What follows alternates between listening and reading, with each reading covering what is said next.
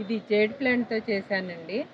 ఇలా క్రియేటివ్‌గా ఏదన్నా చేసినప్పుడు కొంచెం హైట్‌లో ఉంటే మనకి గార్డెన్‌లో బాగా కనిపిస్తుందండి. ఇలా హైట్‌లో ఉండాలంటే మళ్ళీ స్టాండ్ చేయించాలి. దానికి మనీ వేస్ట్ లేకోకుండా మన దగ్గరున్న వేస్ట్ దాంతోనండి. ఇది డ్రైనేజీ పైపు.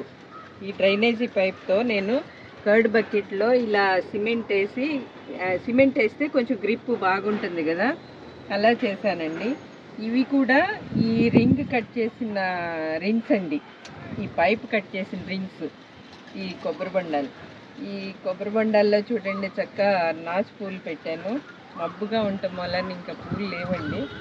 చూడండి ఎంత అందంగా ఉందో. పీకాక్